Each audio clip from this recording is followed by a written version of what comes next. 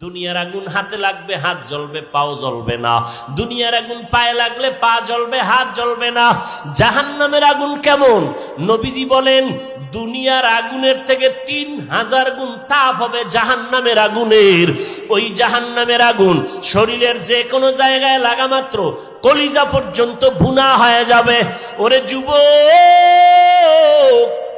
রাতের বেলা সূর্য নাই, এরপরও কেন এত গরম লাগে, এত ঘাম? ফ্যানের বাতাসেও ঠান্ডা হয় না। কিয়ামতের দিন সূর্যটা মাথার নিচে নেমে আসবে, আল্লাহ বলবে এই সূর্য নিচে নেমে আয়। এই জমিন হবে কিয়ামতের মাঠ। এই জামনে নোয়াখালীর জমিন, শুধু নোয়াখালী নি, পুরা জমিন হবে কিয়ামতের মাঠ। সিরিয়ার জমিন হবে আল্লাহর বিচারালয়, আদালত। আল্লাহ বলবে সূর্য নিচে নাম, আমরা সব থাকবো উলঙ্গ। আল্লাহ পাক বলবে সূর্য তোর যত মুখ উপরে ছিল নিচে কর, যত তাপ আছে ছেড়ে দে। সূর্যের তাপে মাটির জমিনটা পুরো তামা হয়ে যাবে। মানুষের গুনাহগারের মাথার মগজগুলো ভাতের মারের মতো ফুটতে থাকবে। ওদিকে জাহান্নামের আওয়াজ, ও আল্লাহ গুনাহগার গুলো আমার পেটের মধ্যে দাও। নবী বলেন ওই অন্ধকার কবরে গুনাহ নিয়ে গেলে হাসরের ময়দানে গুনাহগার হইয়া উঠলে বড় কঠিন ভয়ঙ্কর অবস্থা হবে তোমার আমার। এখনো সময় আছে, তওবা করে নাও। ওরে কে আমার আপন? মা বাবা, ভাই বোন, স্ত্রী, পরিবার, আমার ওস্তাদ, আমার কেউ না, কেউ না, কেউ না, কেউ আমার আপন না। স্বার্থের টান লাগলেই তো দেখি মা বাবায় সন্তানের বিরুদ্ধে মামলা করে, আবার সন্তান মা বাবার বিরুদ্ধে মামলা করে, আসেনি? তাহলে দুনিয়াতে কেউ আমার আপন না, সব স্বার্থপর। একমাত্র আসল আপন আমার আল্লাহ, তারপরে আমার মায়ার নবী। অতএব আমি মা বাবাকে মোহাব্বত করি, আমার আল্লাহ নবীকে তারা যতক্ষণ মেনে চলবেন। আমি আমার পীর সাহেবকে, আলেমকে মোহাব্বত করব ততক্ষণ, আল্লাহ এবং নবীকে মেনে চলবেন যতক্ষণ। অতএব আমি আল্লাহকে মানব, গোলামি করব, নবীর তরিকা মতে চলব। পিছনে যত শয়তানের ধোকায় পড়ে অন্যায় করেছি আজকে তওবা করব। জীবন গেলে মরিয়া যাব, আর নামাজ ছাড়ব না। কারণ হেদায়েতের মালিক আল্লাহ, ইজ্জতের মালিক আল্লাহ, হায়াতের মালিক আল্লাহ, রিজিকের মালিক আল্লাহ। অতএব আমার আর কোনো পেরেশানি নাই, আমি আল্লাহকেই মেনে চলবো, নবীর তরিকায় চলবো। মরিয়া গেলে যাব, চাকরি থাকার যাকার, নামাজ ছাড়ব না, বেপরদায় চলবো না, মা বাবারে কষ্ট দিব না, নবীর তরিকার বাইরে চলবো না, সুন্নাত অনুযায়ী চলবো, দেশ ও জাতির বিরুদ্ধে ষড়যন্ত্র করব না। উলামায়ে আহলে হকের পরামর্শ নিয়ে ঈমান আমল মজবুত করে চলবো। ওয়া বা'দু ফাআউযু বিল্লাহি মিনাশ শাইতানির রাজীম। বিসমিল্লাহির রহমানির রহিম। وَأَمَّا مَنْ خَافَ مَقَامَ رَبِّهِ وَنَهَى النَّفْسَ عَنِ الْهَوَى فَإِنَّ الْجَنَّةَ هِيَ الْمَأْوَى. وقال النبي صلى الله عليه وآله وسلم ألا كلكم راع وكلكم مسؤول عن رعيته أو كما قال النبي عليه الصلاة والسلام. صدق الله مولانا العظيم، صدق رسوله النبي الأمي الكريم، ونحن على ذلك من الشاهدين والشاكرين والذاكرين، والحمد لله رب العالمين. سبحانك لا علم لنا إلا ما علمتنا إنك أنت العليم الحكيم. رب اشرح لي صدري ويسر لي أمري واحلل عقدة من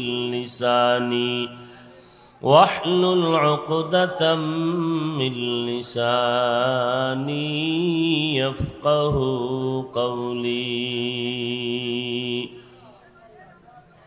दुर्फेशानी ने तेरे कतरों को दरिया कर दिया,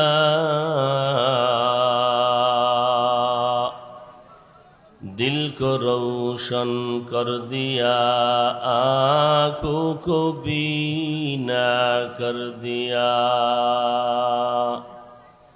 मोहम्मद ने आकर कुफर को मिटाया, कुफर को मिटाकर सदाकत बताया। থানারহাট যুব সমাজ ও বাজার ব্যবসায়ীদের যৌথ উদ্যোগে আয়োজিত আজকের ওয়াজ মাহফিল 13 সেপ্টেম্বর 2022। মহতি এ মাহফিলে উপস্থিত মুহতারাম সম্মানিত সভাপতি আলহাজ আব্দুল মান্নান মেম্বার সাহেব, অন্যান্য অতিথিবৃন্দ, হযরতে উলামায়ে কেরাম, বিভিন্ন এলাকা থেকে আগত আল্লাহ পাকের আশিকিন, জাকিরিন, শাকিরিন, মুহিব্বিন, মুরব্বিয়ান এজম, কলিজার টুকরা আমার সমবয়সী যুবক বন্ধুগণ, স্নেহের ছোট ভাই, পর্দার আড়ালে মা বোনেরা, আল্লাহ পাক রব্বুল আলামিনের দরবারে লাখো কোটি শুকর ও সুজুদ যে আল্লাহ রব্বুল আলামিন এই ফিতনার জামানায় কোরআন ও সুন্নাহর ভিত্তিতে সহি তরিকায় কিছু কথা বলার জন্য, শুনবার জন্য আমাদেরকে কবুল ও মঞ্জুর করেছেন। নেয়ামতের শুকর আদায়ার্থে পড়ি আলহামদুলিল্লাহ।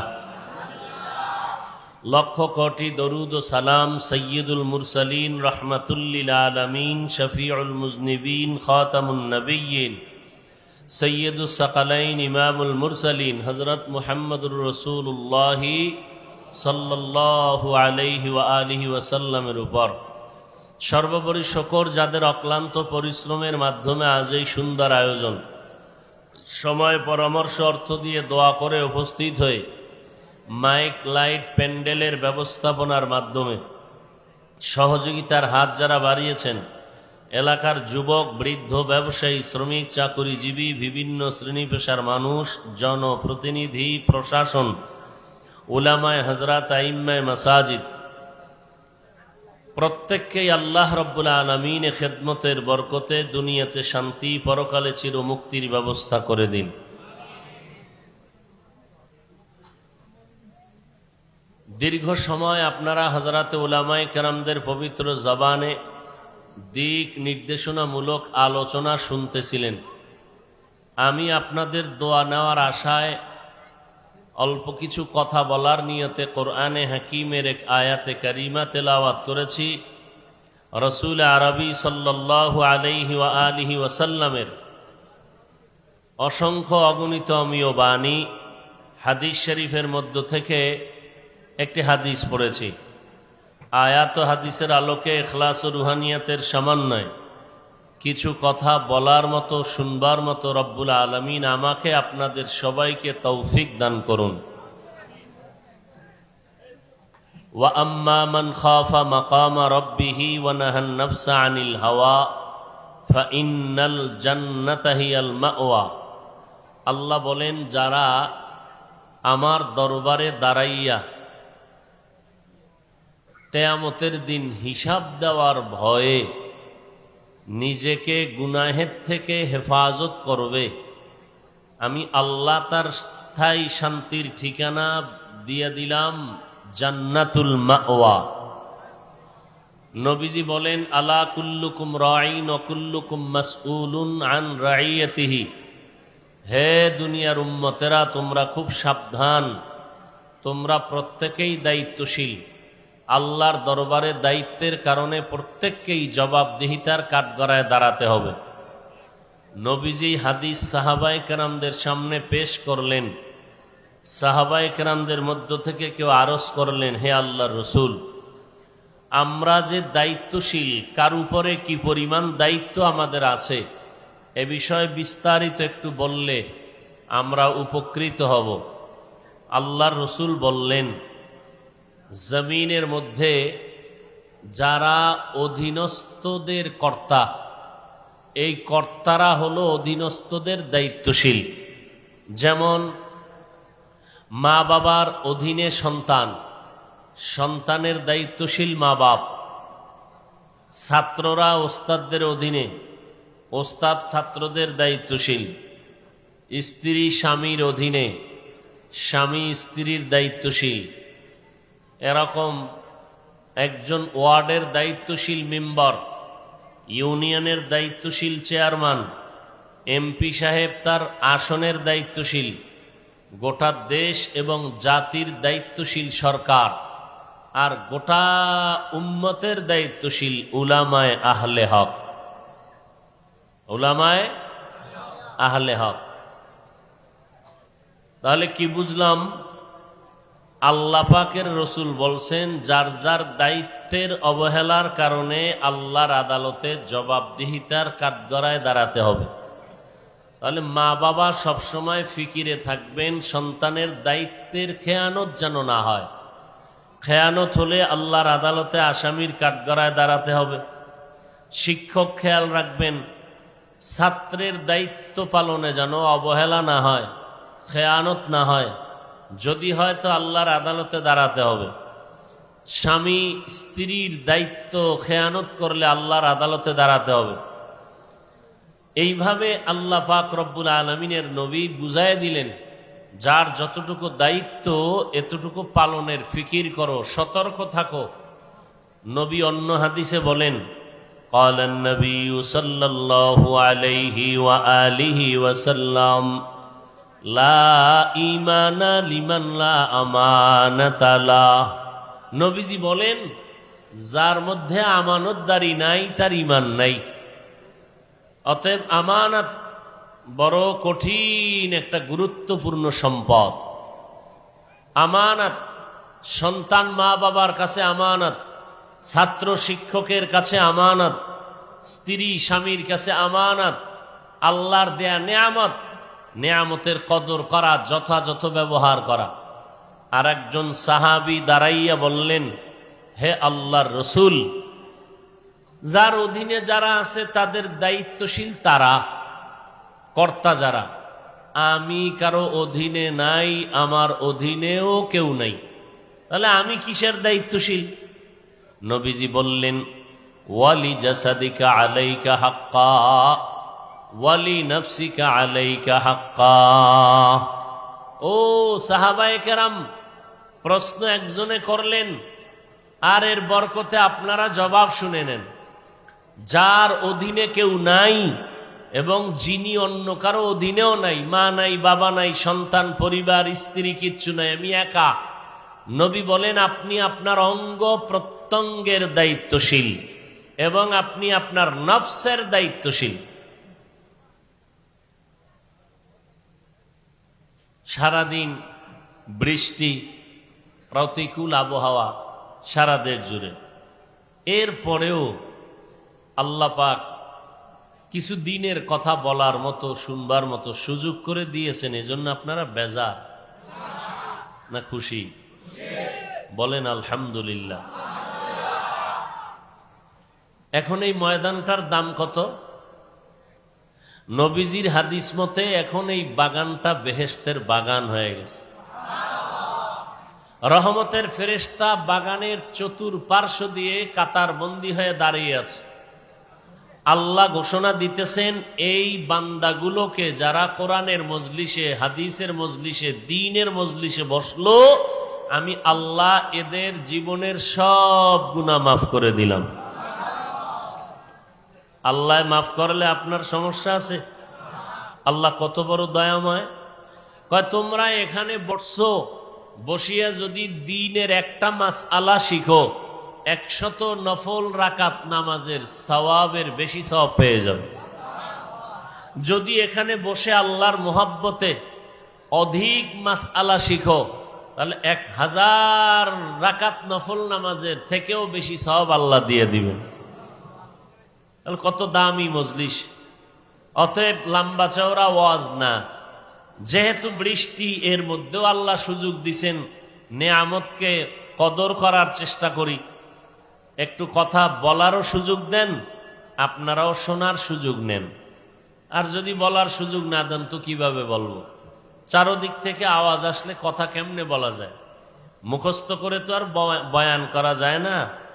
আল্লাহ পাকের ইচ্ছার উপরে, কুদরতের দ্বারা যা আল্লাহ বলাইবেন জবানে সে কথাগুলোই হবে।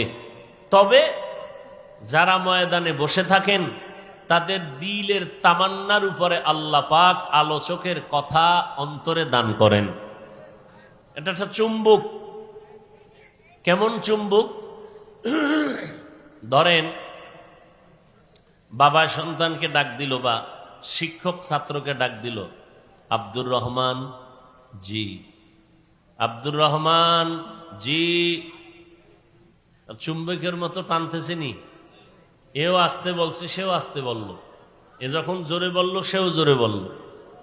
তাহলে কথা এটা দিলের মধ্যে আল্লাহ দান করেন। দেখেন এতগুলো কথা যে আমি বলতেছি, একের পরে এক কথা সাজাইয়া কোন কথার পরে কোন কথা বলতে হবে এগুলো আগে কি নোট করেছি, মুখস্থ করেছি? একটা কথা যদি উল্টাপাল্টা হয়ে যায় তাহলে মানুষ বিব্রতকর অবস্থায় পড়ে যাবে, মানুষ খারাপ বলবে। আবার এই কথাগুলো যে বলতেছি, এই কথাগুলো শরীরের কোন জায়গায় জমা? একটা মানুষকে খণ্ড বিখণ্ড করলে কথাগুলো বের করা যাবে? হ্যাঁ, তাহলে এই কথাগুলো সুন্দর করে সাজাইয়া ভেতর থেকে কোন মেশিন সাপ্লাই দিতেছে? চোখ ব্যথা করে, কান ব্যথা করে, হাত কাজ করতে করতে হাত দুর্বল, পা দুর্বল, জিহ্বাটা কোনোদিন কথা বলতে বলতে দুর্বল হইছে? কাদেরে কুদরতুদারি বরকামাল, আন্তা রব্বি আন্তা হাসবি জুল জালাল, তুহি কাদের জলিলুল্লাহ জাহাদার, বহর হালে তুহি মেরা নেগাহদার। আল্লাহ কুদরতের মালিক, আল্লাহ কুদরত দিয়া কথাগুলো ভেতর থেকে বলাচ্ছেন, সাজাইয়া আল্লাহ বলাচ্ছেন উম্মতের কল্যাণে। মাইকে কথা বলতেছি, ব্যাটারিতে চললে চার্জ যাবে, বিদ্যুৎ জ্বললে বিল দিতে হবে। কিন্তু আমার জিব্বা নামের মেশিনটা যে চালু হইল ছোটবেলার থেকে 30, 40, 60 বছর পর্যন্ত, জিব্বা নামের মেশিনটা চলে যে পরিমাণ কত কোটি কথা সাপ্লাই দিল, এই ভিতরের মেশিন কোথায়? এই মেশিনের তেল, পেট্রোল, অকটেন কে দেয়? এর চার্জ কে দেয়? আল্লাহরে পাইতে হলে কি আমেরিকা যাওয়া লাগবে? আল্লাহ বলেন ওয়াফি আনফুসিকুম আফালা তুবসিরুন। এরে গোলাম, তুমি আমাকে যদি তালাশ করতে চাও, আমার কুদরত দেখো বান্দা, তোমার নিজের মধ্যে তাকাও, আমি আল্লাহর কুদরতের ঘেরান তুমি পেয়ে যাইবা। এত সুন্দর চেহারা, এত সুন্দর চেহারাকে বানাইলেন একটু ভাবো। আমি আল্লাহ অন্য কোন পশুকে ভাবার মতো মেধা দেই নাই, আমি মানব জাতিকে ভাবার মতো মেধা দান করেছি। আল্লাহ এজন্য বারবার বলেন আফালা তাতাফাক্কারুন আফালা তাকিলুন আফালা তুবসিরুন। এরে মানুষ, কেন একটু ফিকির করো না? কেন চোখ দিয়া মাওলার কুদরত তাকাইয়া দেখো না? কেন বান্দা আকল দিয়ে একটু বিবেক দিয়া বিবেচনা করো না? এত সুন্দর চেহারা কে এত সুন্দর করে বানাইছেন? বৃষ্টি পড়লো, চেহারায় লাগছে, বডির মধ্যে লাগে নাই, কারণ আমি বান্দা বডিটারে আমি পোশাক দিয়ে আবৃত করে আটকায় নিয়েছি। ধুলা বালু সব চেহারায় লাগলো, শরীরের মধ্যে লাগতে দেই নাই, কারণ আমি পোশাক দিয়া শরীরটারে আটকায় রাখলাম।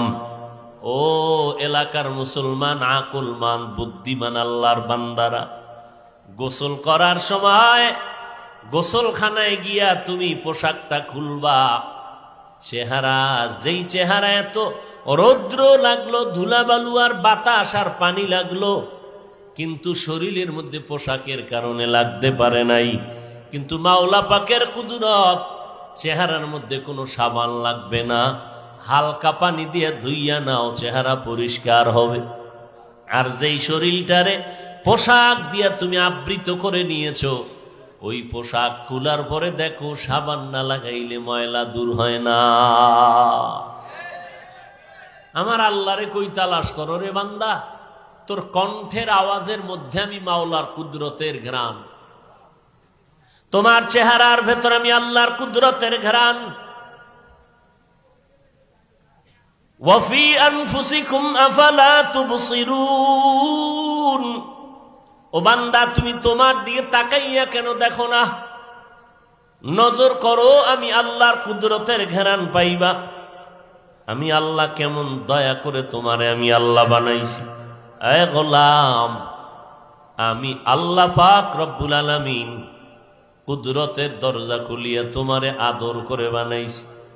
আসমান, 7টা আসমান, এক একটা আসমান মোটা 500 বছরের দূরত্ব। এক আসমান থেকে আর এক আসমানের মাঝখানে মহাশূন্য খালি জায়গা, 500 বছরের দূরত্ব। আল্লাহ বলেন এত বিশাল আসমান আর জমিন বানাইছি মাত্র ফি সিত্তাতি আইয়াম, 6 দিন। কয়দিন? মাত্র 6 দিন। আসমানটা আমি যেই লেভেলে লাগায় দিলাম, টানায় রাখলাম, নিচের থেকে কোনো খুঁটি নাই, উপর থেকে কোনো রশির টানাও নাই, কোনদিন হেলে দুলে আসমান পড়ে যায় নাই। এরে বান্দা নজর করে দেখ, এত বিশাল আসমান আমি আল্লাহ 6 দিনে বানাইলাম, অথচ তোমার মতো বান্দা বান্দি এক ফোঁটা নাপাক পানির থেকে মায়ের গর্ভে আমি আল্লাহ তোমাকে বানাইতে সময় নিলাম 6 মাসের উপরে। কয়দিন? কথা কয় না। বিশাল আসমান জমিন বানাইতে সময় নিলেন 6 দিন, আর আপনার আমার মতো বান্দা বান্দিরে বানাইতে মায়ের গর্ভে সময় নিলেন কত? আল্লাহ কয় তোরে এত আদর করে বানাইছি, এমনেই ছাইরে দিব? নামাজও পড়বি, বিড়িও টানবি, গাঞ্জা খাবি, সুদ খাবি, তোরে এমনে ছাইরে দিব আমি মনে করছো? খবরদার। আফা হাসিবতুম আন্নামা খালাকনাকুম আবাসা ওয়া আন্নাকুম ইলাইনা লা তুরজাউন। ও বুদ্ধিমানেরা, মনে কি করেছো আমি তোমাদের অনার্থক বানাইছি? না না, আমার কাছে আর আসতে হবে না। তাও না, তুমি কয় টাকার বাহাদুর, কয়টা চেয়ারের মালিক? এ জমিনের মধ্যে বড় বাহাদুর, তুলনাহীন বাহাদুর নমরুদ, হামান, কারুন, ফিরাউন, সাদ্দাত। যেই নমরুদ কত বড় পাওয়ারওয়ালা, আল্লাহকে মেরে ফেলার জন্য তীর নিয়ে রেডি হয়ে গেছিল নমরুদ। আল্লাহ সেই নমরুদের ধ্বংস করার জন্য কোনো ফেরেশতা লাগে নাই। আপনাদের জানা থাকলে বলেন, ওই নমরুদের ধ্বংস করার জন্য আল্লাহ কি পরিমাণ বাহিনী ফেরেশতা পাঠাইছিলেন? একটা অসুস্থ মশা, সাথে জুতা মোবারক, কেমন সান কপাল! মশা মাথার ভেতরে ঢুকিয়া মাঝে মাঝে মিসকল দেয়, মাথা গরম হয়ে যায়। এত ডাক্তার কবিরাজ, এত ঔষধ, মাথা ঠান্ডা হয় না।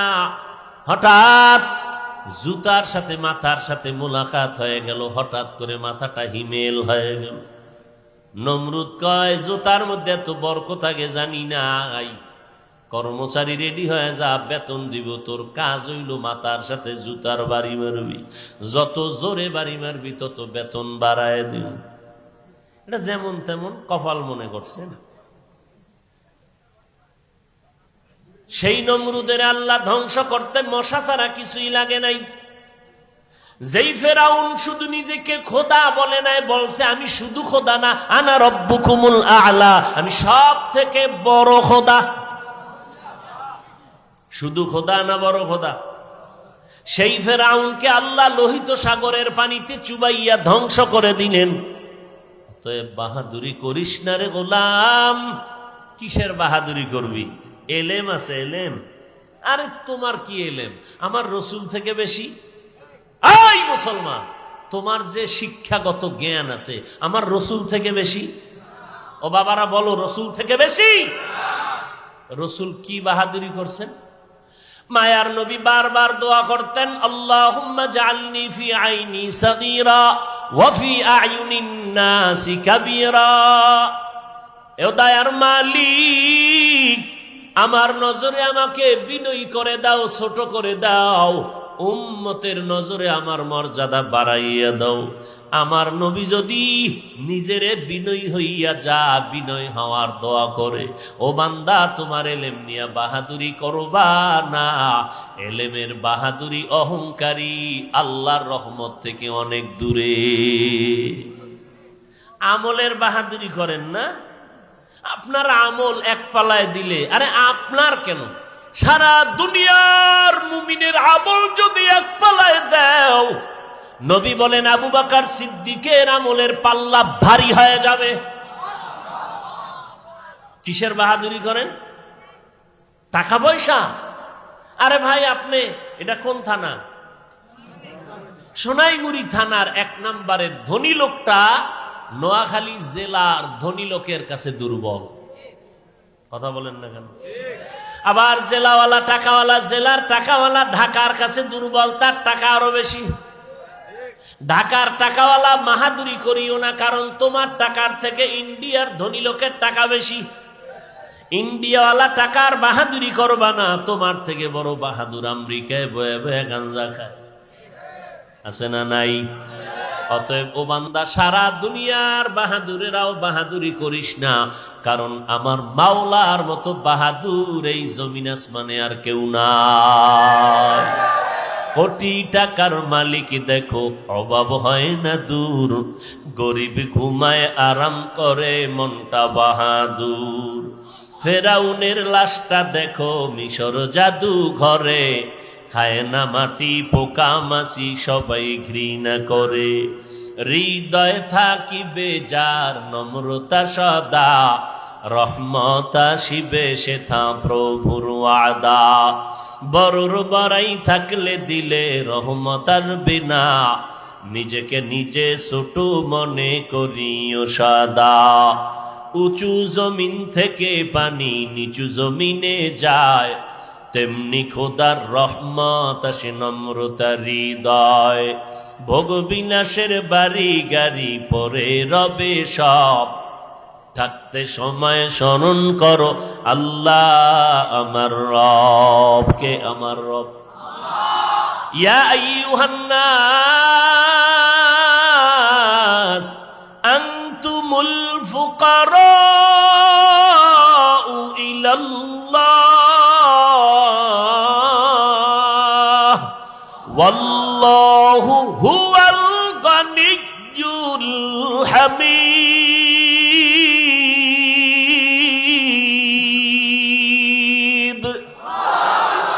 আল্লাহ কয়, ও দুনিয়ার মানুষেরা, মুমিন বলে নাই, মুসলমান বলে নাই, সারা দুনিয়ার মানুষ তোমরা সবাই ফকির, একমাত্র আমি আল্লাহ হলাম প্রশংসিত ধনী। শুধু ধনী না, প্রশংসিত ধনীকে কে?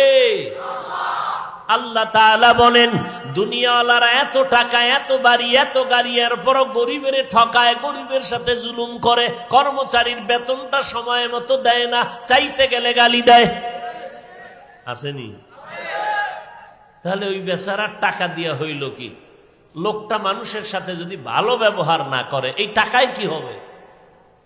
আহা, আল্লাহ পাক বলেন, অথচ আমার কাছে না চাইলে আমি বেজার। দুনিয়াওয়ালারা দিব দিব বলে কয়, আসো, কত টাকা লাগবে আসো, কত দরখাস্ত আছে নিয়ে আসো, তোমার বাড়ি লাগবে দিব, গাড়ি লাগবে দিব। হঠাৎ করে দরজা বন্ধ হয়ে গেছে। কি ব্যাপার?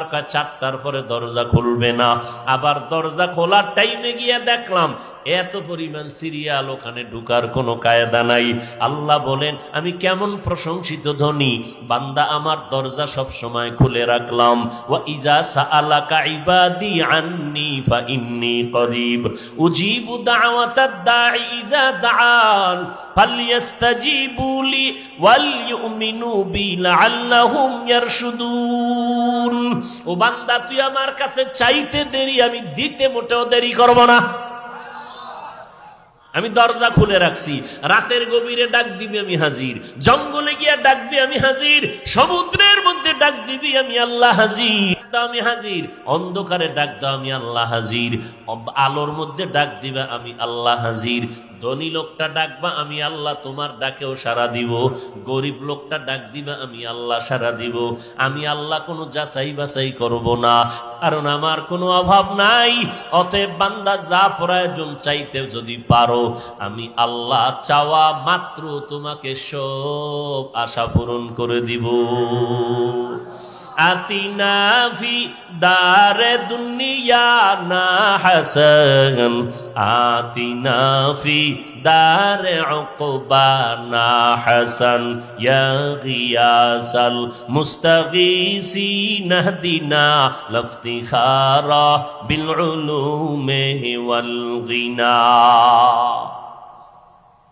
ভাইরা আমার, আল্লাহ তাআলা বলেন যারা আখিরাতের ময়দানে আল্লাহর দরবারে দাঁড়াইয়া হিসাব দেওয়ার ভয়ে গুনাহ থেকে নিজেকে বাঁচাবে, তার ঠিকানা জান্নাতুল মাওয়া। কারা? যারা হাসরের দিন আল্লাহর আদালতে দাঁড়াইয়া হিসাব দেওয়ার ভয়ে নিজেকে গুনাহ থেকে বাঁচাবে, তার ঠিকানা জান্নাতুল। হর কে দারত খৌফে হকদর দিল মদম জান্নাতুল মাওয়া দেহদ উরা মাকাম। ভাইজান, ওয়াজ মাহফিল এটা কোনো ক্লাস না যে এখানে আপনাকে টাইটেল কামেল পাস করায় দেওয়া হবে, এমবিবিএস ডাক্তার বানায় দেওয়া হবে। আল্লাহর কোরআন নাজিল হয়েছে হেদায়েতের জন্য, ওয়াজ মাহফিলও হেদায়েতের জন্য। কথা বুঝেন নাই? আর হেদায়েতের চাবি আল্লাহর হাতে। কার হাতে? আল্লাহর হাতে।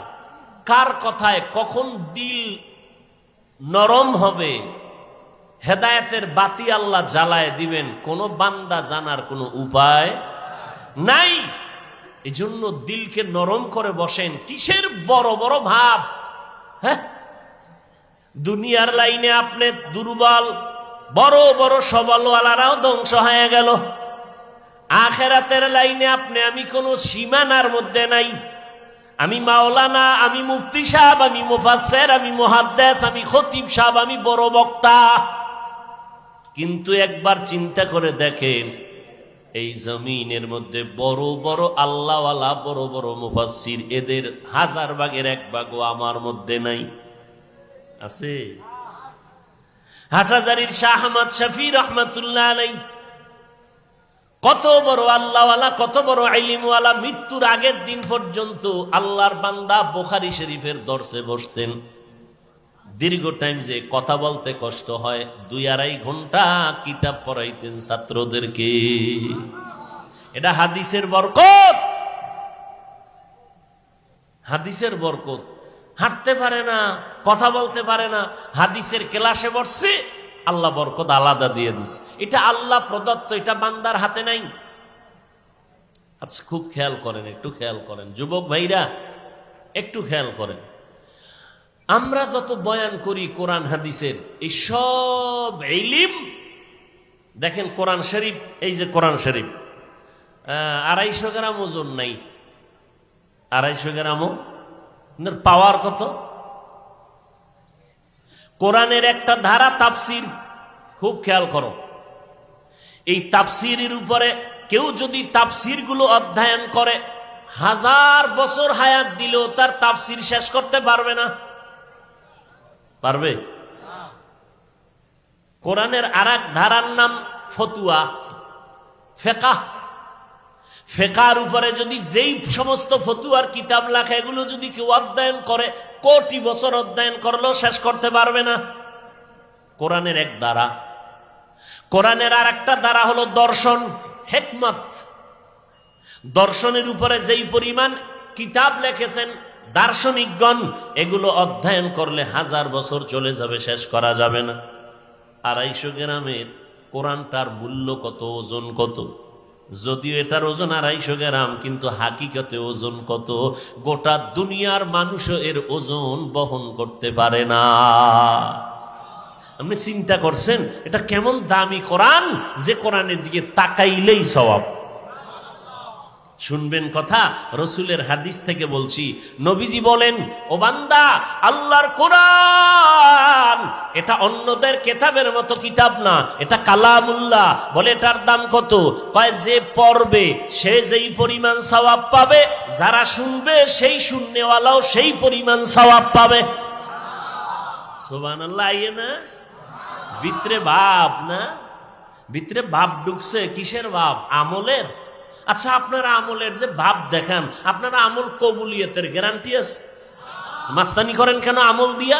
আরে বাপরে বাপ, আমি তাহাজ্জুদ পড়ি, আমি ইশরাক পড়ি, আমি আউয়াবিন পড়ি, আমি দরুদ পড়ি, আমি যাকাত দেই। আপনার আমল যে করলেন, হজ করছেন, কথার কথা, হজ যে কবুল হইছে তার গ্যারান্টি? তাহলে বাহাদুরি করেন কেন? বাহাদুরি তো করতে পারে আবু বকর, কথা ঠিক না? কেন? জান্নাতের টিকিট পেয়েছেন দুনিয়ায়, আশারায়ে মুবাশশারা। বাহাদুরি করতে পারেন ওমর, বাহাদুরি করতে পারেন সাহাবায়ে কেরাম, কিন্তু আবু বকরের মতো বান্দাটা বাহাদুরি করবেন কি? নামাজে দাঁড়াইয়া সারা রাত কাঁদতেছে কাঁদতেছে। নবীকে, আবু বকর আপনি কাঁদেন কেন? জাহান্নামের ভয়। কেন? আপনার না জান্নাতের টিকিট দেওয়া আছে? 10 জন সাহাবা, এর মধ্যে আপনার সিরিয়াল কত? কথা বলবেন না? আবু বকর সিদ্দিক রাদিয়াল্লাহু তাআলা আনহুর সিরিয়াল কত? আমি সিরিয়াল 1। আপনি কাঁদেন কেন?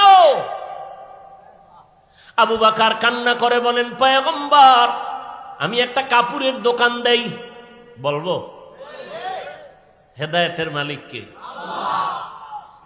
তুমি বয়ে বয়া কাগজ কলম লয়ে বইছো। হাফিজুর রহমান ওয়াজ করতে আসলো, কি তাফসির করে তাই দেখবো, কয়টা আয়াত পরে কয়টা হাদিস পরে তুমি গনতেছো। গনতে গনতে গনতে গনতে তোমার ঘড়ির টাইম শেষ। ফট করে দেখো মোনাজাত হয়ে গেছে। তুমি এবার জিব্বায় কামড় দিয়ে কইলা, কি বয়ান করলো? 2-1টা হাদিস কইলো না, 2-3টা আয়াত কইয়া বয়ান শেষ করলো। কি হইল? আর একদিকে এক যুবক চিৎকার দিয়া পাগল হইয়া কানতে কানতে গুনাহ থেকে তওবা করে বলছে, আল্লাহ, জীবনে আর দাড়ি কাটবো না, বেপরদায় চলবো না, মা বাবাকে কষ্ট দিব না। আল্লাহ, আজকে থেকে নামাজ ধরে ফেললাম। তোমার ওজন আর তার ওজন হিসাব করো। চালাকি ছাড়ো, মাওলার মোহাব্বতের রশিকে ধরো। চালাকি ছাড়ো। আবু বকর বলে, নবী, আমার একটা কাপড়ের দোকান আছে। তো আজকে সকালবেলা একজন মহিলা আমার দোকানে আইসা বলে, আবু বকর, আপনার দোকান থেকে বহুদিন আগে আমি একটা কাপড় নিয়েছিলাম, এটা ফেরত দিয়ে দিলাম, টাকা ফিরায় দেও। আমি টাকা ফিরায় দিলাম। এরে পর্দার আড়ালের আম্মা জানেরা, ও যুবকেরা, ও বৃদ্ধ বাবাজিরা, কিসের দুনিয়ার বাহাদুরির ভাই? আবু বকর সিদ্দিক রাদিয়াল্লাহু তাআলা আনহু বলেন, নবী, মহিলাটা সকালবেলা কাপড় নিয়ে আসলো, আমি টাকা ফিরাই দিলাম। আর জিজ্ঞেস করছিলাম, ও আম্মা জান, আপনি কাপড় নিলেন বহুদিন আগে, ফিরাইলেন কেন? আমার পছন্দ হয় নাই। কি হয় নাই? নবীজি শুনতেছেন। তো কি হইছে এরপর? কয়, ও রাসূল, আমি নামাজে দাঁড়াইয়া কোরআনের ওই আয়াতটা পড়তেছিলাম, ইন্নাল্লাহা আশতারা মিনাল মুমিনিনা আনফুসাহুম ওয়া আমওয়ালাহুম বিআন্না লাহুমুল জান্নাহ। আল্লাহ বলেন, আমি মুমিনের জানমাল কিনে নিয়েছি, বিনিময়ে মুমিনের জান্নাত দিয়ে দিছি। সুবহানাল্লাহ। না সুবহানাল্লাহ বলার দ্বারা আপনাকে নোয়াখালী মানুষের সওয়াব নাই? হ্যাঁ, আল্লাহ বুঝার আমল করার তৌফিক দান করেন।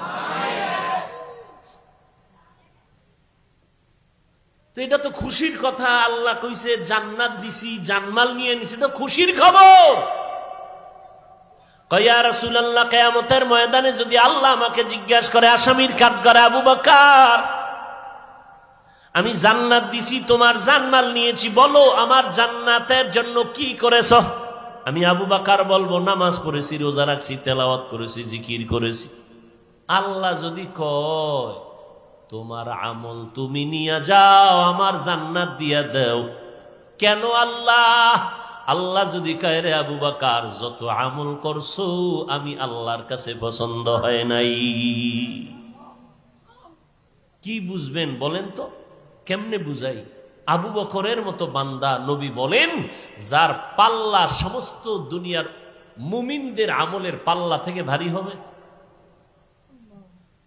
শুধু আবু বকরের ইতিহাস বললে রাত পার হয়ে যাবে। নবীজি কারো কাছে দিনের দাওয়াত দিতেন, টাকা চাইতেন না, বলতেন কিছু চাই না, বিনিময় কিছুই চাই না, ফ্রি দাওয়াত দিতেছি কাফেরদের কাছে। আর আপন বন্ধু সাহাবায়ে কেরাম, এদের কাছে রুমাল বিছাইয়া, চাদর বিছাইয়া বলতেন, দান করো, দান করো, দান করো, বেশি করো, বেশি করো, যুদ্ধে যাব। আজকে দান করো করো যখন নবী বললেন, ওমর মনে মনে চিন্তা করলেন, বেশি দান কইরা আমি বেশি দোয়া নিব নবীর থেকে। ওসমান রাদিয়াল্লাহু আনহু ভাবলেন, আজকে বেশি দানটা আমি করে আমি নবীর থেকে দোয়া নিব। আলী বললেন, আমিও নিব। মনে মনে ভাইবা সব দান নিয়ে হাজির। এবার নবী কয়, ওমর কি পরিমাণ দান করলেন? কয়, যত সম্পদের অর্ধেক দিয়ে দিলাম। ওসমান কি পরিমাণ দান করলেন? এই পরিমাণ। আলী কি পরিমাণ দান করলেন? এই পরিমাণ। আবু বকর কয়, আমার ঘরে যা ছিল সব দিছি। সব দিছি বলতে ওমরের বেশি? কয় না, ওমরের 100 ভাগের 1 ভাগও না, কিন্তু বেশিটা কেমন? কয়, আমার ঘরে ঝাড়ু দিয়ে যা ছিল সব দিছি, কিচ্ছু নাই, আল্লাহ আছে আর আপনি নবী আছেন। নবী তাকায় রয়েছে, এমন ত্যাগ। হঠাৎ করে জিব্রাইল আমিন এসে হাজির। জিব্রাইল আলাইহিস সালাম এসে বলতেছেন, পয়গম্বর, প্রতিদিন আল্লাহ আপনাকে স্পেশাল সালাম দেয়, আজও সালাম দিছে, তবে আজকে আলাদা করে আমার আল্লাহ আবু বকরের সালাম পাঠিয়েছে। কত দাম আবু বকরের! এলেমের কোন অহংকারী আছে? অহংকারী থাকলে মানুষ নামাজে কান্দে? হ্যাঁ, আমি আলেম, আমি বক্তা, আমার টেনশন কি? যদি এই নিয়ত থাকে তো জীবনে আমার বয়ানে কান্না আসবে না, দিল নরম হবে না। যখনই আমি চিন্তা করব যে আবু বকরের মতো বান্দাটা জান্নাতের টিকিট পাইয়াও যদি নিজেরে মনে করেন আমি দুর্বল, আল্লাহ যদি কয় কোন আমল পছন্দ হয় না, তখন আমার কি উপায় হবে? ওই চিন্তা যখন আমি ভিতরে ঢুকাবো, তখন আমার দিলটা নরম হয়ে যাবে। আমি বান্দার যত নামাজ পড়ি, আসলে নামাজটা নামাজের মতো হয় না, মানুষকে দেখানোর জন্য নামাজ পড়ি। একা একা যখন পড়ি, জহুরের 10 রাকাত পড়তে লাগে মাত্র 5 মিনিট, আর মানুষের সামনে পড়লে 4 রাকাতে লাগে 6 মিনিট। এবার বুঝেননি নামাজটা কেমন ইখলাসওয়ালা? 10 রাকাত যখন একা একা পড়ি 4 মিনিট, মানুষের সামনে যখন পড়ি 4 রাকাতে 5 মিনিট। তাহলে নামাজটা মানুষকে দেখানোর জন্য পড়েছি। আবার নামাজ পড়তে দাঁড়াইয়া দেখতেছি আমারটাই সঠিক আর সব নামাজ বেঠিক। এরকম কোয়ালিটির মানুষ আছে না নাই? কি, আমি নাভির নিচে হাত বেঁধে নামাজ পড়ি, মনে করতেছি বুকের উপরে যারা হাত বেঁধে নামাজ পড়ে তারা আমার মতো না, তারা কামেল না, আমি কামেল। আবার যদি কেউ মনে করে আমি বুকের উপরে হাত বেঁধে নামাজ পড়ি, নাভির উপর নিচে যারা হাত বেঁধে নামাজ পড়ে তারা কামেল না, আমি আল্লাহর বান্দা কামেল। এই যদি হয় অন্তরের হালাত, তাহলে আপনার আমার আমলের মধ্যে খোদার কসম ইখলাস নাই, আর কোন আমল কবুল হবে না ইখলাস ছাড়া। ওয়ামা উমিরু ইল্লা লিয়াবুদুল্লাহ মুখলিসিনা লাহুদ্দিন। আল্লাহ বলেন, আমি হুকুম করলাম ইবাদত করবা ইখলাসের সাথে। ইব্রাহিম নবী দোয়া করতেছেন, ইন্না সালাতি ওয়া নুসুকি ওয়া মাহইয়ায়া ওয়া মামাতি লিল্লাহ ওয়া মামাতি লিল্লাহি রাব্বিল আলামিন।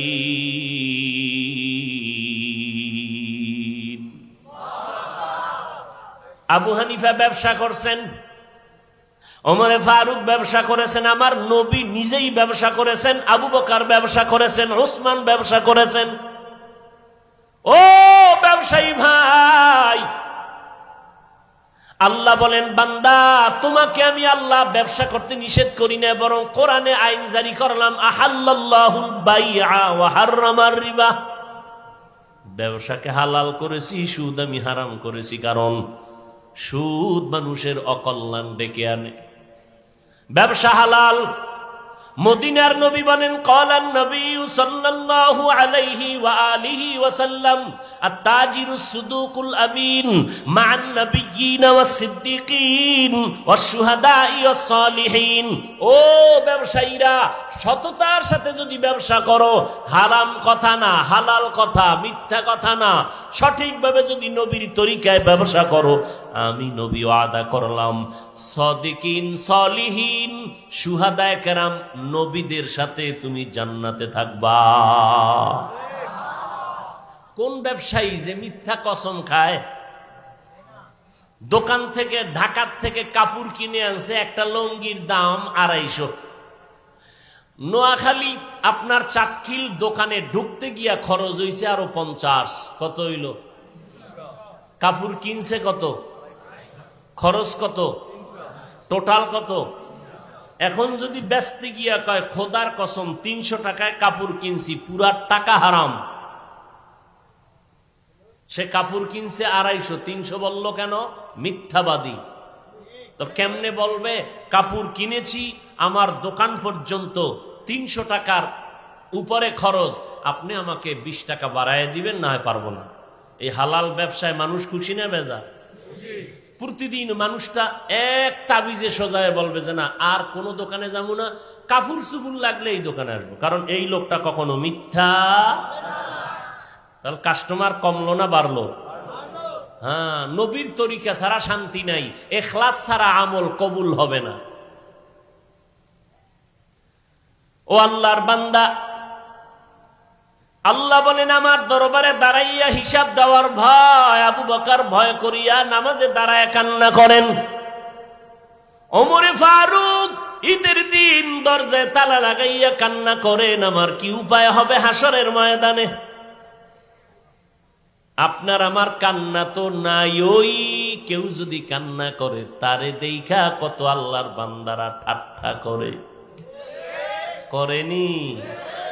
দেখছুনি কেমন বেহায়া মানুষের সামনে কান্দে। আবার কি কয়, দেখ ও হুদা আউমাউ করে, চোখে কোনো কি নাই, কি নাই। তোমার মন্তব্য শুনবো না মদিনারটা শুনবো? দিশেহারা হয়ে গেছে। শুনো মদিনার ওয়ালা কি কয়। ক্বালান নবী সাল্লাল্লাহু আলাইহি ওয়া আলিহি ওয়া সাল্লাম, ইবকু ফাইল্লাম তাবকু ফাতাবাকু। ও উম্মতেরা কাঁদো, কান্না যদি না আসে কান্নার বাহানা করো, বাহানা করলেও সওয়াব। তাহলে কান্না আসে না, বাহানা করলেও কি? আর আপনি তিরস্কার করতেছেন। কত বড় জাহেল আপনি,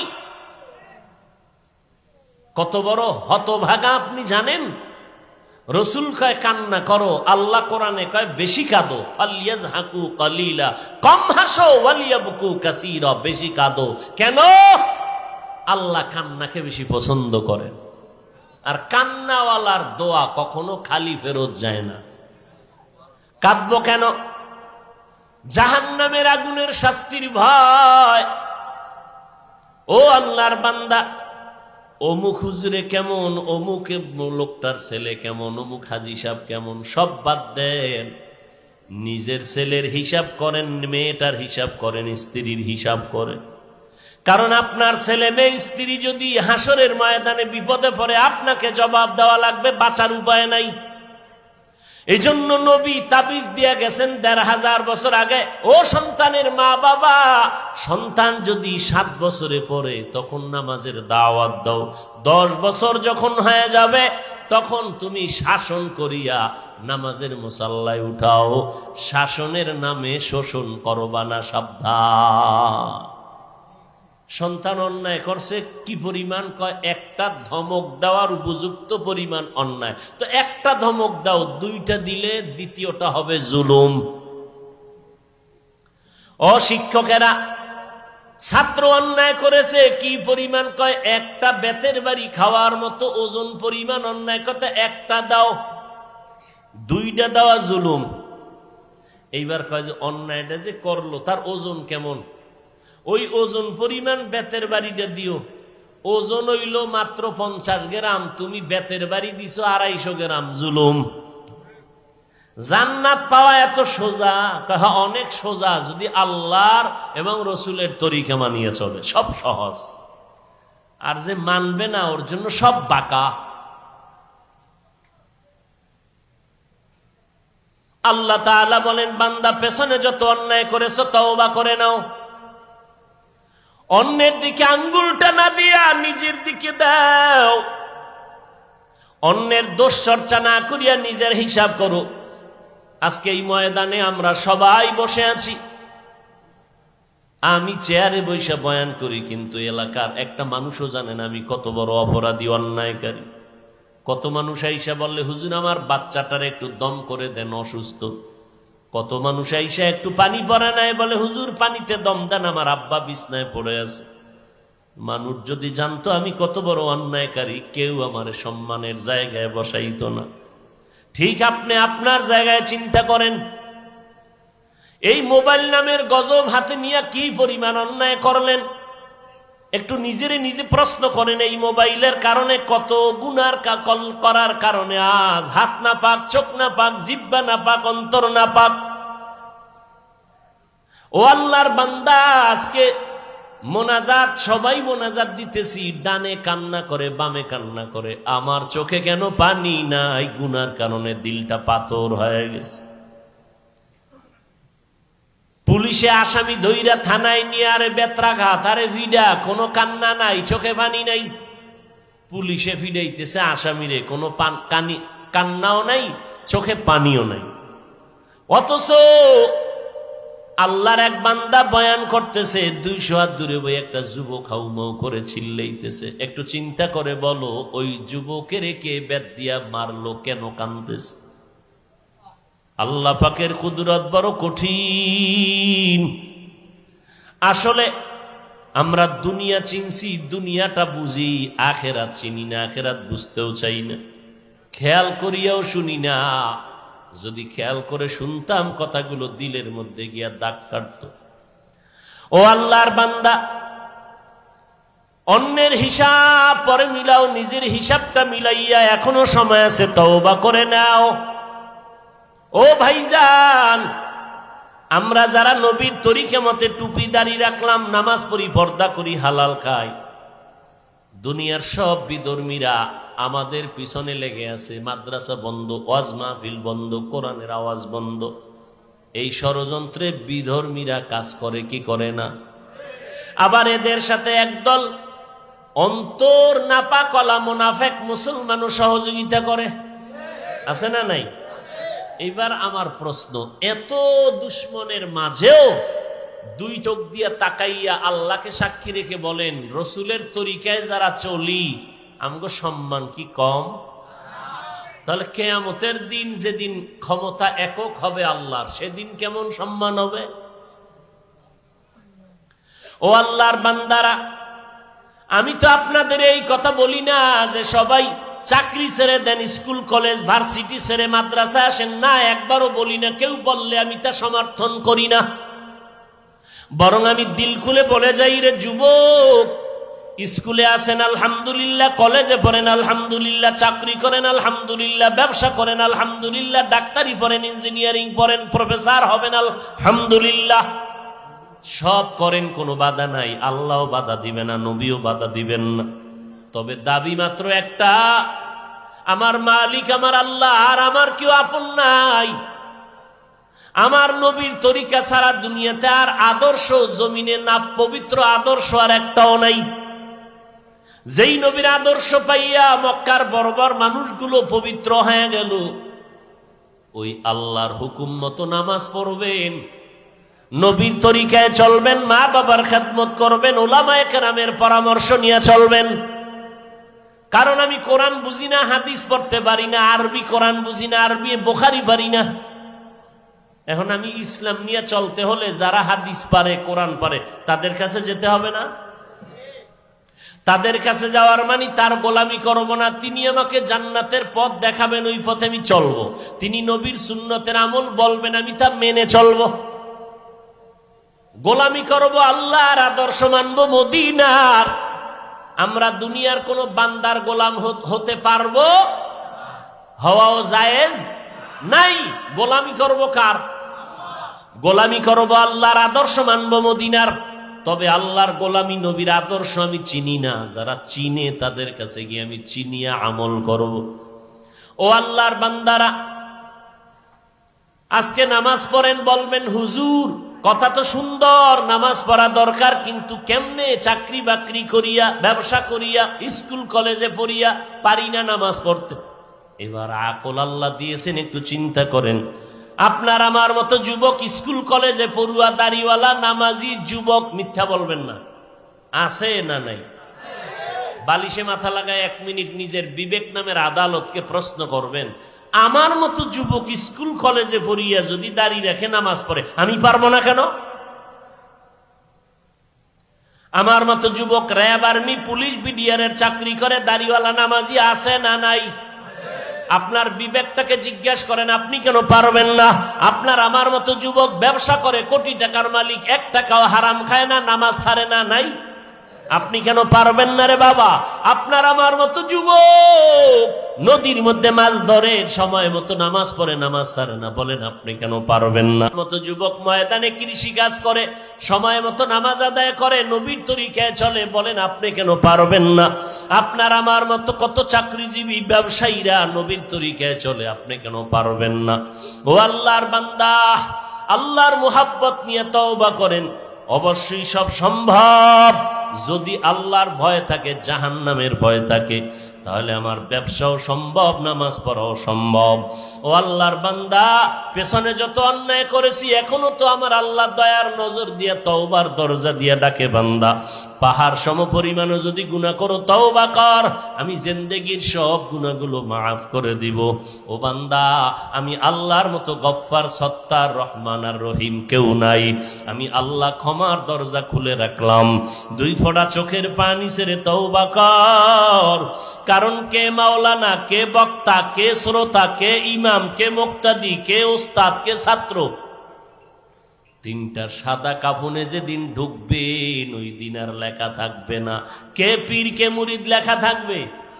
3টা সাদা কাপড়ের প্যাকেট যেদিন হইবা, 3.5 হাত কবরে যখন রেখে সব বিদায় নিবে, ওই কবরে 2 জন ফেরেশতা এসে মাত্র 3টা প্রশ্ন করবে। আমাকেও যেই প্রশ্ন, আপনাদেরও সেই প্রশ্ন, হিন্দুদেরও সেই প্রশ্ন, মুসলমানেরও একই প্রশ্ন। কি? রবের পরিচয় দাও, ধর্মের পরিচয় দাও, রাহমাতুল লিল আলামিনের পরিচয় দাও। মদিনার নবী বলেন, এই 3টা প্রশ্নের জবাব যারা দিতে পারবে, তাদের কবর হবে জান্নাতের বাগান। মদিনার নবী কেমন নবী তা চিনেননি? নবীরেও চিনেন না। চিনেন? কেমনে চিনেন? তাহলে কি চুল কাইটা বান্দর হইতেননি? আমার রসুলের তরিকায় কি চুল কাটার আদর্শ নাই? বলো বাবা, বলো। তাহলে তুমি বেঈমানের আদর্শে চুল কাটলা কেন? মদিনারটা ভাল লাগে না, না? মদিনার নবী কেমন তুমি চ্যালেঞ্জ দাও, গোটা পৃথিবীর আদর্শওয়ালা নেতাদের সাথে চ্যালেঞ্জ দাও, আমার রসুল কেমন? 63 বছর হায়াতে ভুলেও একটা মিথ্যা কথা জীবনে বলেননি। ও পণ্ডিত, আমার রসুলের মতো এরকম একটা লোক বের করো তো, নেতা বের করো, আদর্শের নেতা, যারা মিথ্যা বলে নাই। আছে কি ভাই? যুবকেরা বলেন আছে? তার সেই নবীকে নিয়ে চ্যালেঞ্জ করিয়া চলবা। নবীরে ভুলে যাও কেন? আমার নবীর 63 বছর হায়াতে একটা মিথ্যা কথা জীবনে বলেন নাই। আপনারা তো ইতিহাস জানেন, রসুলের দুশ্মনেরা পর্যন্ত সততার কারণে উপাধি দিয়েছিল কি? আহ, কেমন নবী, যার শরীর মোবারকে মশামাছি পরা হারাম, ঘাম থেকে মেশকের ঘেরান। সেই নবী একদিন আম্মা জান আয়েশা বলেন, আমার হুজরায় বয়া বয়া নবী গুনগুন করে কান্দেন। আম্মা জান আয়েশা বলেন, নবী কাঁদেন কেন? নবী বলেন, আয়েশা, হাসরের ময়দানের কঠিন পরিস্থিতির কথা মনে পড়েছে, এই জন্য কান্না করি। আম্মা জান আয়েশা বলেন, কেমন কঠিন? বলে, এত কঠিন হবে যে নবীরা যাদের গুনাহ নাই তারাও নাফসি নাফসি বলে কাঁদবেন। আমি মুহাম্মদ কাঁদতেছি, আমার উম্মতের কি উপায় হবে? ওগো নবীর উম্মতেরা, হয়ে আজি দিশাহারা, কোরআন হাদিসের চলো যখন যাহা চায় মনে, নবী বিনে কে তরবে পুলসিরত মিজানে, নবী বিনে কে তরবে পুলসিরত মিজানে। এতক্ষণ আলোচনায় কি বুঝলেন? ডাক্তারি পড়া, ইঞ্জিনিয়ারিং পড়া জায়েজ নাই, হ্যাঁ? বরং আমি চ্যালেঞ্জ করে কলিজা দিয়া শকর আদায় করে গেলাম, কেউ যদি ডাকে মাদ্রাসায় আসো, স্কুল কলেজের ছাত্ররা যাবেন না। বরং আপনি মুসলমানের সন্তান, ডাক্তারি পড়েন। এই সোনার বাংলায় আমার মুসলমান বহু ডাক্তারের দরকার, আমার মুসলমান এমপির দরকার, আমার সোনার বাংলায় মুসলমান ডিসিএসপির দরকার। অতএব তুমি ওই লাইনে পড়ে ডিসি হও, এসপি হও, এমপি হও, ডাক্তার হও, প্রফেসর হও, ইঞ্জিনিয়ার হও, আমাদের মুসলমানের গৌরব। আমাকে মাদ্রাসায় ভিড় জমাও কেন? আমরা যেডি মাদ্রাসাডি এডি তো টিকবে না। কত শত ছাত্র পড়ে, সবাই মাওলানা হয়। আর তোমরা হিসাব ভিড় জমানের দরকার কি? তুমি ওই লাইন ক্লিয়ার রাখো, ডাক্তার, ইঞ্জিনিয়ার, প্রফেসর বেশি বেশি হও। আজকে সব বাংলাদেশের জেলার এসপি ডিসি যদি পাক্কা নামাজি হইতো, তাহলে বয়ান করতে কোনো পেরেশানি লাগতো? কথা বলেন, কোনো পেরেশানি লাগতো না। ও আল্লাহর বান্দা, স্কুলে পড়েন, কলেজে পড়েন, চাকরি করেন, ব্যবসা করেন, হালাল ভাবে নবীর তরিকায়, দাবি মাত্র একটা, নামাজ পড়বেন, মা বাবার খেদমত করবেন, ওলামায়ে কেরামের শ্রদ্ধা নিয়ে তার কথা মেনে আমল করবেন। খবরদার, আমরা মুরব্বীদের পরামর্শ নিয়েও ঠিক লাইনে থাকতে পারি না, শয়তান খালি ধাক্কাইয়া দূরে সরায়। আর যারা কোনো মুরব্বীর লাইনেই নাই, এর বাঁচার উপায় কি? ঈমান আমল নিয়া। এ কি কয় জানেননি? আমার কোনো মুরব্বী লাগে না, আমি দাড়ি না রাখিয়াও জান্নাতি, আমি গাঞ্জা খাইলেও আমার দিল পরিষ্কার। আসেনি এমন কিছু মানুষ? নিজে গাঞ্জা খায়, টুপি নাই, দাড়ি নাই, পর্দা নাই, হারাম খায়, হালালের ভেদাভেদ নাই, এরপরও মনে করে নিজের এত দামি, অন্য একজন আমলওয়ালা কেউ ভালো মনে করে না, তুচ্ছ মনে করে নিজের তুলনায়। আল্লাহ হেদায়াত দান করুন। আল্লাহ আপনি আমাকে সবার আগে হেদায়াত দান করেন, আমার ভাইদেরকেও আপনি হেদায়াত দান করেন। আল্লাহ নবীর আদর্শওয়ালা উম্মত হিসাবে কবুল করেন। ভাইরা আমার, আল্লাহর কাছে তওবা করার ছাড়া কোনো পথ নাই। নবী বলেন, কবরে গেলে তিনটা প্রশ্ন করা হবে। রবের পরিচয় দাও, ধর্মের পরিচয় দাও, রহমাতুল লিল আলামিনের পরিচয় দাও। ও যুবক, দুঃখ লাগিরে রাগ করিও না রে বাবা, আইএ পাস, বিএ পাস করলা রে বাবা, কপাল বড় খারাপ। আসসালামু আলাইকুম শব্দটাও বলতে শিখো নাই। তুমি আইএ বিএ পাস করছো, আসসালামু আলাইকুম এতটুকু শুদ্ধ করে বলতে পারো না। সামাইকুম মানে তোমার উপরে আল্লাহর গজব। তো যারে দিছে হে কয় ওয়ালাইকুম, গজবটা তোমার উপরে আগে। রাগ করলেন? এটা দুঃখ লাগার কথা না? একটা যুবক ছেলে বয়স 30, বিএ পাশ করছে, আসসালামু আলাইকুম শুদ্ধ করে পারে না, সালামালাইকুম অর্থ কি? তোর উপরে খোদার গজব। তো হে আবার কে আলাইকুম, তোর উপরে আগে হরুক। হাসেন আপনারা। মোহাব্বত নিয়ে বলছি, জাহান্নাম থেকে বাঁচানোর তাগিদে বলছি। একটু আফসুসও নাই যে আমি মুসলমান, সালাম দিতে জানি না, সালামটা উচ্চারণ করতে পারি না। আল্লাহ আমার যুবকদেরকে দিনের খাদেম বানায় দেন।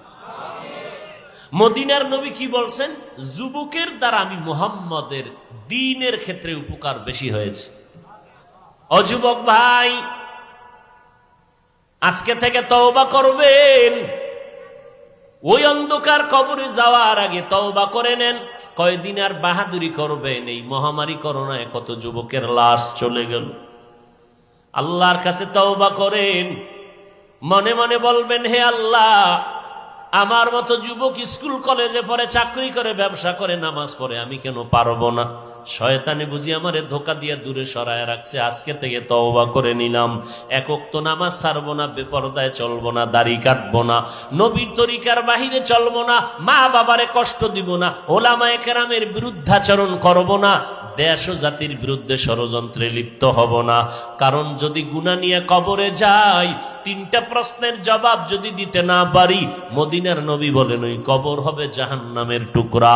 আল্লাহ গাইবি আওয়াজ দিয়ে বলবেন, ও ফেরেশতা, এই বান্দা আমার দেওয়া সূর্যের আলো, চাঁদের আলো, পানি বাতাস ভোগ করলো, আমার দেওয়া নদীর মাছ খাইলো, গাছের ফল খাইলো, জমিনের ফসল খাইলো, কত বড় নিমক হারাম, একবারও আলহামদুলিল্লাহ বলে নাই। ওলামায়ে কেরাম পায়ে ধরে ধরে নামাজের দাওয়াত দিল, আজান শুনিয়া বান্দা মসজিদে যায় নাই।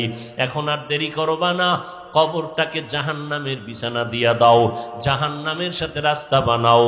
একটা না, 2টা না, 70 থেকে 99টা সাপ কবর এসে ভরে যাবে। ও আল্লাহর বান্দা, 1 জন 2 জন 3 জনে যদি একটা কথা বলে, তখন মানুষ সন্দেহ করে এটা মিথ্যা হতে পারে। আল্লাহ আকল দিছে, একটু বালিশে মাথা লাগাই আমার কথাগুলো চিন্তা করবেন। লক্ষ লক্ষ নবীরা তো মিথ্যা বলতে পারেন না, লক্ষ লক্ষ সাহাবায়ে কেরাম তো মিথ্যা কথা বলতে পারেন না, কোটি কোটি কোটি কোটি উলামায়ে আহলে হকরা তো মিথ্যা বলতে পারেন না। 1500 বছর আগের কোরআন শরীফ, এটা সিন্ধুকে তালা মারে নাই। যে কোনো লাইব্রেরিতে হিন্দু গিয়া যদি কয়েক জিল্দ কোরআন দাও, লাইব্রেরি ম্যান বলবে টাকা লাগবে না, ফ্রি দিয়ে দিলাম। এত মজার কোরআন, কত বেঈমানেরা অপচেষ্টা করলো, কোরআনের মধ্যে কোনো ভুল বের করা যায়নি। আজ পর্যন্ত একটা ভুল কেউ বের করতে পারে নাই, বরং তারা কালেমা পড়ে মুসলমান হয়ে গেল। কত হিন্দু, কত বৌদ্ধ, কত ইহুদি, কত খ্রিস্টান মুসলমান হয়ে গেল।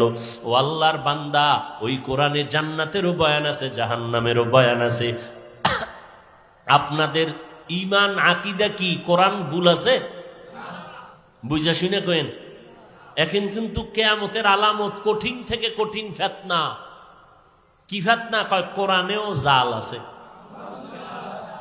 নাউজুবিল্লাহর আওয়াজটা একটু দালালি দালালি গন্ধ আইলো। কি যুবকেরা, কোরআনে জাল আছে? কোরআনে ভুল আছে? যদি কেউ বলে কোরআন জাল, তার ঈমান আছে? বলেন, খুব সাবধান। আজ পর্যন্ত কোরআনের ভুল কেউ বের করতে পারে নাই। আল্লাহ হেফাজত করেছেন। ওই কোরআন সত্য, কোরআনে আপনারা একটু জবাব দেন, কোরআন শরীফে জান্নাতের বয়ান আসেনি? বুঝে শুনে বলেন।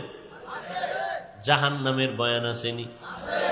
আচ্ছা, আসেনি, আছে কইলেন, তালে তাল মিলাইলেন। আজকে একটা কাজ কইলেন, পারবেন ইনশাআল্লাহ? কষ্টের কাজ না। সারা রাত্র তো মোবাইলের মোরাকাবা করেন, আজকে একটু মাত্র 2-3 মিনিট বাসায় গিয়া এমবি তো চালান, ঘুমাইবেন না ফজরের আগে। বাঙালির কপালে ঘুম নাই, ও মোবাইলের বরকত কেড়ে নিয়েছে ঘুম। তো আজকে বাসায় গিয়া লিখবেন বাংলায় কোরআন শরীফ, বাংলা কোরআন লিখবেন, সার্চ দিবেন, দেখবেন বাংলা কোরআন নেমে আসছে। মারিফুল কোরআন ইবনে কাসির বাংলা, এটা ডাউনলোড করবেন। এরপরে কোরআন শরীফের 114 সূরার মধ্যে কোরআন শরীফের শেষের দিকে কয়েকটা সূরা আছে, আয়াত লেখা, বাংলায় তরজমা লেখা। আজকে একটা সূরার তরজমা দেখবেন, বড় বড় না, ছোট ছোট। ওয়াইলুল লিকুল্লি হুমাযাতিল লুমাযাহ আল্লাযী জামাআ মালান ওয়া আদ্দাদাহ ইয়াহসাবু আন্না মালাহু আখলাদাহ কাল্লা লা ইউনবাযান্না ফিল হুতামাহ ওয়া মা আদরাকা মাল হুতামাহ। আসেনি? আজকে একটা সূরার তরজমা বাংলায় পড়বেন, কিছু মনে লাগবে না, খুলে পইরা ঘুমায় যাবেন। আবার একদিন সময় পাইলে আল কারিআতু মাল কারিআহ ওয়া মা আদরাকা মাল কারিআহ ইয়াউমা ইয়াকুনুন নাসু কাল ফারাশিল মাবসুস। আর একদিন যদি সময় পান, আবার একটা বাংলা শেষের দিয়ে ছোট সূরার তরজমা পড়বেন, আলহাকুমুত তাকাসুরু হাত্তা যুরতুমুল মাকাবির কাল্লা সাউফা তা'লামুনা সুম্মা কাল্লা সাউফা তা'লামুন। আর একদিন যদি সময় পান, আবার আর একটা ছোট সূরার তরজমা পড়বেন, ইজা জুলজিলাতিল আরদু জিলজালাহা ওয়া আখরাজাতিল আরদু আসকালাহা ওয়া ক্বালাল ইনসানু মা লাহা। আবার যদি একদিন সময় পান, আরাআইতাল্লাযী ইউকাযযিবু বিদ্দীন ফাযালিকাল্লাযী ইয়াদউল ইয়াতীম। খোদার কসম করে বলে গেলাম, এই সূরার তরজমাগুলি যদি বান্দা পড়ো, দিলের মধ্যে এমন একটা ভয় অন্তরে আসবে, এগুলো সব জাহান্নামের বয়ান। কেমন জাহান্নাম আল্লাহ বানাইছেন। আল্লাহ বলেন এটা আমি আল্লাহর বানানো একটা স্পেশাল আগুন। বলে কেমন আগুন?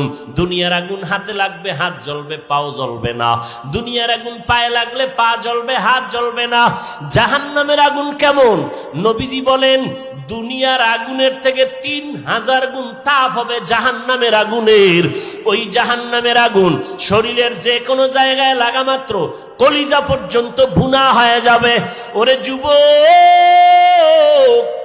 রাতের বেলা সূর্য নাই, এরপরও কেন এত গরম লাগে, এত ঘাম? ফ্যানের বাতাসেও ঠান্ডা হয় না। কিয়ামতের দিন সূর্যটা মাথার নিচে নেমে আসবে, আল্লাহ বলবে এই সূর্য নিচে নেমে আয়। এই জমিন হবে কিয়ামতের মাঠ। এই যে আপনাকে নোয়াখালীর জমিন, শুধু নোয়াখালী নি, পুরা জমিন হবে কিয়ামতের মাঠ। সিরিয়ার জমিন হবে আল্লাহর বিচারালয়, আদালত। আল্লাহ বলবে সূর্য নিচে নাম, আমরা সব থাকবো উলঙ্গ। আল্লাহ পাক বলবে সূর্য তোর যত মুখ উপরে ছিল নিচে কর, যত তাপ আছে ছেড়ে দে। সূর্যের তাপে মাটির জমিনটা পুরো তামা হয়ে যাবে। মানুষের গুনাহগারের মাথার মগজগুলো ভাতের মারের মতো ফুটতে থাকবে। ওদিকে জাহান্নামের আওয়াজ, ও আল্লাহ গুনাহগার গুলো আমার পেটের মধ্যে দাও। নবী বলেন ওই অন্ধকার কবরে গুনাহ নিয়ে গেলে, হাসরের ময়দানে গুনাহগার হইয়া উঠলে বড় কঠিন ভয়ঙ্কর অবস্থা হবে তোমার আমার। এখনো সময় আছে, তওবা করে নাও। ওরে কে আমার আপন? মা বাবা, ভাই বোন, স্ত্রী, পরিবার, আমার ওস্তাদ, আমার কেউ না, কেউ না, কেউ না, কেউ আমার আপন না। স্বার্থের টান লাগলেই তো দেখি মা বাবায় সন্তানের বিরুদ্ধে মামলা করে, আবার সন্তান মা বাবার বিরুদ্ধে মামলা করে। আসেনি? তাহলে দুনিয়াতে কেউ আমার আপন না, সব স্বার্থপর। একমাত্র আসল আপন আমার আল্লাহ, তারপরে আমার মায়ার নবী। অতএব আমি মা বাবাকে মোহাব্বত করি, আমার আল্লাহ নবীকে তারা যতক্ষণ মেনে চলবেন। আমি আমার পীর সাহেবকে, আলেমকে মোহাব্বত করব ততক্ষণ, আল্লাহ এবং নবীকে মেনে চলবেন যতক্ষণ। অতএব আমি আল্লাহকে মানবো, গোলামি করব, নবীর তরিকা মতে চলবো। পিছনে যত শয়তানের ধোকায় পড়ে অন্যায় করেছি আজকে তওবা করব। জীবন গেলে মরিয়া যাব, আর নামাজ ছাড়ব না। কারণ হেদায়েতের মালিক আল্লাহ, ইজ্জতের মালিক আল্লাহ, হায়াতের মালিক আল্লাহ, রিজিকের মালিক আল্লাহ। অতএব আমার আর কোনো পেরেশানি নাই, আমি আল্লাহকেই মেনে চলবো, নবীর তরিকায় চলবো। মরিয়া গেলে যাব, চাকরি থাকার যাকার, নামাজ ছাড়ব না, বেপরদায় চলবো না, মা বাবারে কষ্ট দিব না, নবীর তরিকার বাইরে চলবো না, সুন্নাত অনুযায়ী চলবো, দেশ ও জাতির বিরুদ্ধে ষড়যন্ত্র করব না। উলামায়ে আহলে হকের পরামর্শ নিয়ে ঈমান আমল মজবুত করে চলবো। নিজের সন্তান পরিবারের আমল নিয়ে ফিকির করব। অন্যের সমালোচনা করিয়া সময় নষ্ট করব না। তবে সবার অন্তরে তওবা নসিব হবে না। আল্লাহ যাকে কবুল করবেন সে তওবা করিয়া বিদায় হয়ে যাবে, আর যার কপাল খারাপ সে বলবে আজকে তওবা করব না, সময় পেলে অন্য দিন। ও বান্দা, যার অন্তর তৈরি হয়ে আছে যে আজকে থেকে নামাজ ছাড়বো না, বেপরদায় চলবো না, দাড়ি কাটবো না, মা বাবারে কষ্ট কষ্ট দিব না, উলামায়ে কেরামের বিরুদ্ধে গিয়া গুনাহগার হব না, নবীর তরিকায় চলবো, আল্লাহর গোলাম হয়ে চলবো, দেশ ও জাতির বিরুদ্ধাচরণ করব না। তওবা করার যদি অন্তরে নিয়ত থাকে, অন্তরে যদি কোনো দুর্বলতা না থাকে, যাদের তওবার নিয়ত আছে তারা দুটো হাত আমার আল্লাহকে দেখাইয়া দেই। আল্লাহ আমাদের হাতগুলো কবুল করে নেন, তওবা কবুল করে নেন, তওবার উপরে মজবুত হইয়া চলার তৌফিক দান করেন, আমিন।